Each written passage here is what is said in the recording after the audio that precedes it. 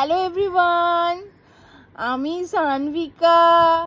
ভেবেছিলাম বাড়িতে ভাইজি এসেছে সারাদিন পিপির কাছেই থাকবে, কিন্তু এখানে তো পুরো গল্পটাই উল্টে গেছে। আসার পর দিন থেকেই পিসা হয়ে গেছে ওর অল টাইম ফেভারিট।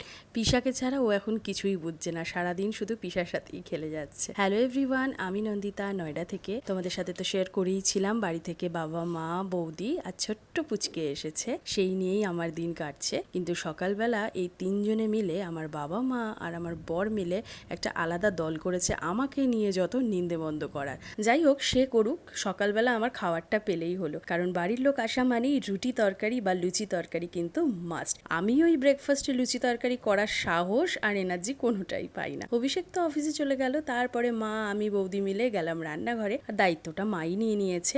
কচুরলতি এনেছিল বাবা, সেই কচুরলতি সর্ষে দিয়ে রান্না করেছে। খুব সিম্পল ভাবে রান্না করে, কিন্তু এত টেস্টি হয় কি বলবো। মা অনেক সময় চিংড়ি মাছও দেয়, তার সাথে বানিয়েছিল ডিমের কারি। সব মিলে মায়ের হাতে লাঞ্চটা অনেক দিন পরে জাস্ট জমে গেছিল। বাবা, মা, বৌদি আর আমাদের তরি সোনার সাথে এতটাই বিজি যে আমি ঠিক করে ক্লিপও নিতে পারি না, তোমাদের সাথে ব্লগও শেয়ার করতে পারি না। সারাদিন আমার পুচকেটার সাথে কেটে যায়। টাইম আর একটু বেশি হলে মনে হয় আমার ভালো হতো, ওর সাথে আর একটু বেশি করে সময় কাটাতে পারতাম।